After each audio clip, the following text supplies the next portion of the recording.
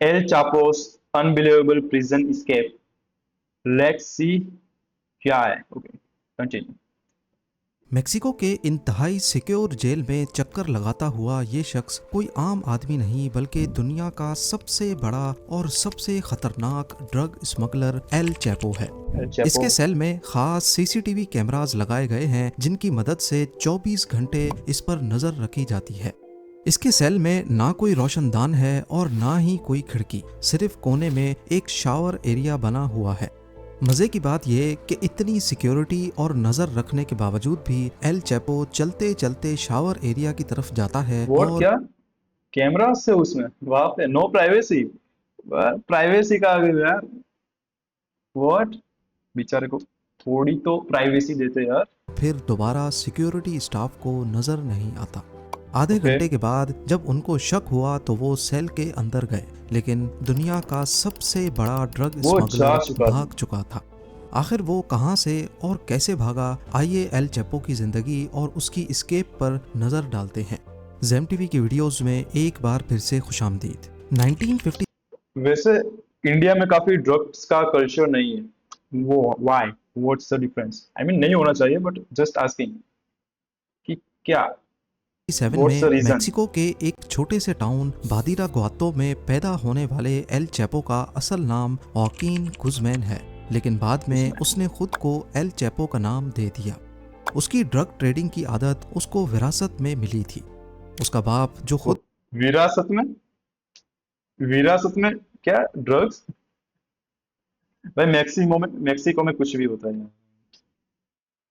विरासत में मिला था. भी वाह. एक छोटा मोटा ड्रग डीलर था, उसने छोटी एज में ही एल या विरासत में घर मिलता है, जमीन मिलती है, और यहाँ पे ये चलो ड्रग्स. चैपो को घर से निकाल दिया था। एल अच्छा. चैपो के पास गुजारा करने के लिए कोई रोजगार नहीं था और ढूंढने पर भी जब उसे कुछ नहीं मिला तो उसने भी ड्रग्स ड्रग्स. बेचना शुरू कर दी। विरासत.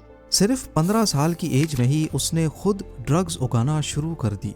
वो अपने लिए कोई सुनसान एरिया चूज करता और वहां पर मैरोवाना उगाने लगता। आहिस्ता आहिस्ता उसकी ड्रग ट्रेडिंग इतनी बढ़ने आई लगी। Mean okay.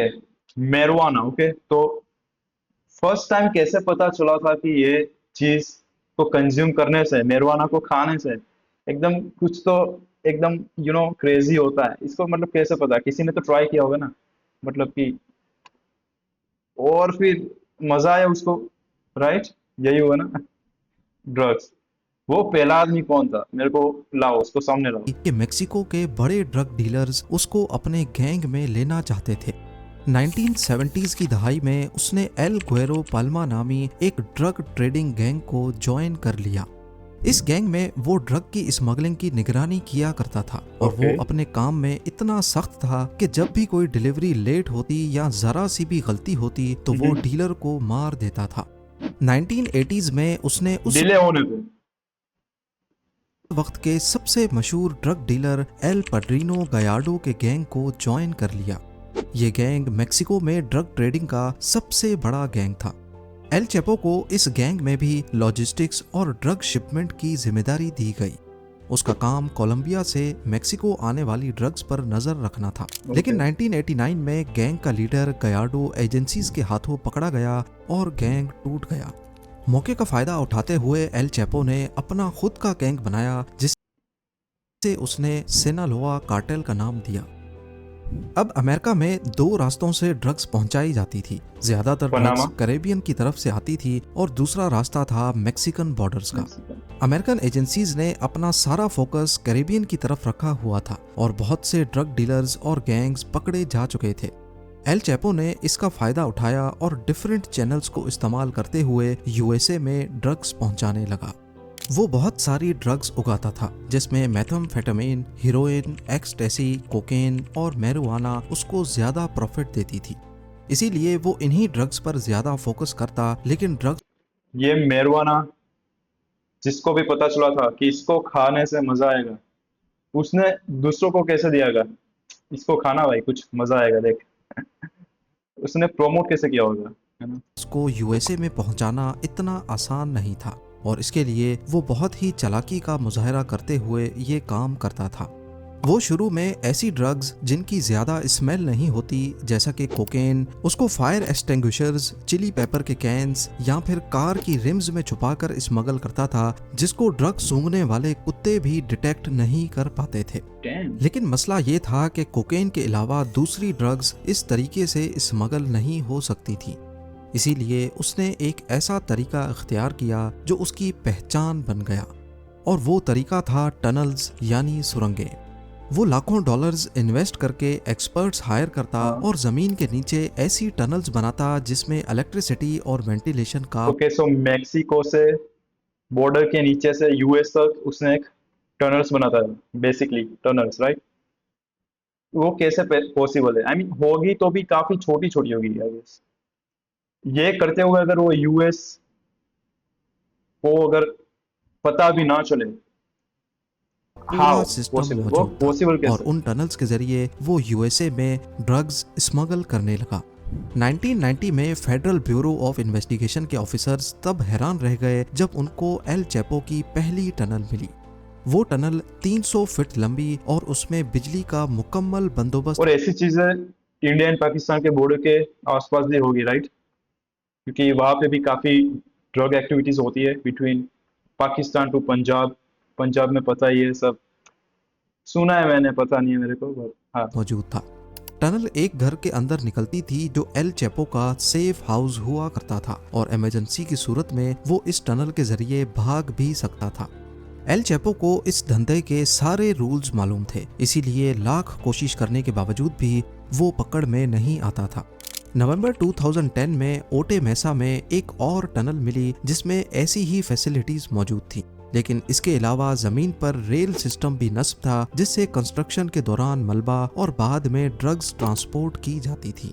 2012 में टिजुआना, 2013 में फिर से ओटे मेसा में और भी टनल्स मिली। उसकी कमाल महारत को देखते हुए एल चैपो और उसके गैंग को किंग ऑफ टनल्स कहा जाने लगा। वो अपनी Okay. टनल्स इस कदर गहरी बनाता था कि ग्राउंड पेनिट्रेटिंग रडार मशीन भी इसको डिटेक्ट नहीं कर पाती थी। कैसे टनल्स कैसे बनाई? मतलब हाथ से खोद खोद के या यूजिंग सम मशीन्स? मशीन्स तो यार उनको पता चल जाएगा, कैसे पता नहीं चल सकता? हाथ से ही किया होगा, राइट? और टनल्स की एंट्रेंस को वो चालाकी से छुपाया करता था, जैसा कि बाथरूम टब या फिर टॉयलेट के नीचे। टनल्स बनाने से पहले वो जगह को बहुत ध्यान से चूज करता था। उसने ज्यादातर स्मगलिंग यूएस मैक्सिको बॉर्डर पे मौजूद कैलिफोर्निया के शहर ओटी मेसा से करने का इरादा बनाया। उसने ओटे मेसा को 3 वजूहात की बिना पर चूज किया था। पहला ये कि ओटे मेसा 2 मेजर ट्रांसपोर्ट हब्स टिजुआना और सैन डिएगो के नजदीक था, और ड्रग्स को इन हब्स की वजह से एजेंट्स तक ट्रांसपोर्ट करना बहुत आसान था। दूसरा, ये एक इंडस्ट्रियल एरिया था जहां पर बहुत सी फैक्ट्रीज थीं, और फैक्ट्रीज की भारी मशीन्स और ट्रैफिक का शोर ज्यादा था, इसीलिए Okay. यहाँ टनल्स खोदना आसान था क्योंकि खुदाई का शोर फैक्ट्रीज के शोर में छुप जाता था। और तीसरा रीजन है यहाँ की मिट्टी, क्योंकि इस शहर के एक तरफ समंदर है जो यहाँ की मिट्टी को बहुत नरम रखता है, इसीलिए यहाँ पर खुदाई करना बहुत आसान था। जबकि दूसरी तरफ पहाड़ हैं जो नरम जमीन को भी मजबूती देते हैं, और इसकी वजह से टनल्स कोलैप्स नहीं करती थी। यानी हर लिहाज से ये शहर एल चैपो की टनल्स के लिए बहुत आइडियल था। 9 जून 1993 को मैक्सिकन अथॉरिटीज ने फाइनली एल चैपो को पकड़ लिया और उसे 20 साल कैद की सजा सुनाकर दैट्स इट, 20 साल। जेल में डाल दिया गया। लेकिन ये जेल भी उसके लिए उसका ऑफिस बना रहा। वो जेल स्टाफ को रिश्वत देकर अपने लिए हर एक सहूलत हासिल कर लेता था और अपनी बिजनेस मीटिंग्स भी अरेंज करवा लेता था ताकि उसका काम चलता रहे। 2001 में सुप्रीम कोर्ट ऑफ मेक्सिको ने एक फैसला किया जिसके बाद यूनाइटेड स्टेट्स और मेक्सिको के दरमियान कैदियों के तबादले का प्रोसेस इजी हो गया। एल चैपो जानता था कि यूएसए में ड्रग स्मगलिंग की वजह से यूएसए की हुकूमत हर सूरत उसको अपने पास मंगाकर कैद करेगी और फिर वहां से निकलना आसान नहीं होगा। इसीलिए एल चैपो ने पहली बार मेक्सिको की जेल से भागने का मंसूबा बनाया। उसने जेल गार्ड्स को 25 लाख डॉलर्स की रिश्वत दी और लॉन्ड्री बास्केट में बैठकर जेल से भाग निकला। अगले 13 कैसे? सालों तक उसने फिर से अपनी टनल्स, ड्रग ट्रेड और दूसरे क्राइम्स की वजह से बगैर पकड़े यूएसए और मेक्सिको की सरकार की नाक में दम अरे बकेट से कैसे भगेगा बड़े भाई? किए रखा। लेकिन 13 साल की मेहनत के बाद मैक्सिकन एजेंसीज को उसकी एग्जैक्ट लोकेशन पता चल गई और उसके घर पर रेड कर दी गई। ओके। अब की बार भी उसने अपने भागने का बंदोबस्त कर रखा था। वो बाथरूम में बाथ टब के नीचे एक सीक्रेट टनल में घुस गया, लेकिन अथॉरिटीज ने उसको ज्यादा दूर नहीं जाने दिया और फाइनली वो एक बार फिर से पकड़ा गया। अब उसे मेक्सिको की सबसे महफूज जेल एल्टीप्लानो मैक्सिमम सिक्योरिटी प्रिजन में भेज दिया गया और उस पर खसूसी नजर रखी जाने लगी। लेकिन सिर्फ एक साल के बाद 11 जुलाई 2015 को जब वो अपने सेल में टहल रहा था तो रात को 8:50 पे उसको आखिरी बार शावर एरिया के पास देखा गया।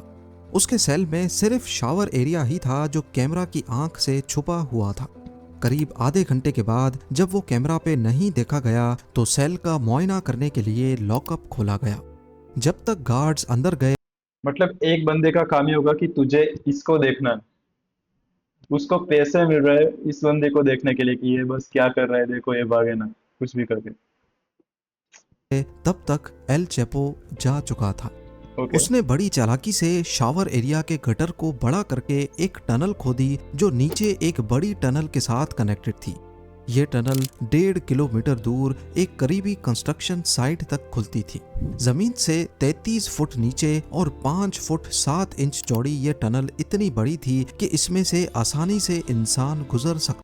ये कोइंसिडेंस तो नहीं हो सकता यार, ये प्रीप्लान्ड हो सकता है क्या? मतलब उसके टॉयलेट या जो भी था उसके एग्जैक्टली नीचे टनल कैसे हो सकती है?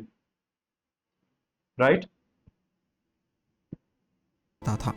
लेकिन इस बार उसकी आज़ादी ज़्यादा लंबी नहीं थी। 8 जनवरी 2016 को लॉस मोचिस में मैक्सिकन मेरीन्स ने उसके सेफ हाउस पर फिर से हमला किया और शदीद मुज़ाहमत के बाद वो एक बार फिर से पकड़ा गया। इस बार अमेरिकन सरकार ज्यादा रिस्क नहीं लेना चाहती थी, इसीलिए 2017 में एल चैपो को मैक्सिकन सरकार ने यूएसए के हवाले कर दिया, जहां वो सुपर मैक्स प्रिजन कोलोराडो में अपनी उम्र कैद की सजा काट रहा है। लेकिन हकीकत ये है कि जितनी भी सिक्योरिटी हो, अमेरिकन सरकार को ये डर ही रहता है कि कहीं एल चैपो दोबारा से ना भाग जाए। उम्मीद है जेम टीवी की ये वीडियो भी आप ओके, लोग एंड दैट्स इट। कुछ क्रेजी, कुछ खास तो नहीं था वैसे भागने में। आई मीन भागा, I mean that's good but not good. But उतना मजा नहीं आया कि, और एक्सप्लेन भी नहीं किया कि कैसे वो बंदा हर बार भागता था। But okay, okay, that's it. Thank you for watching. Bye bye.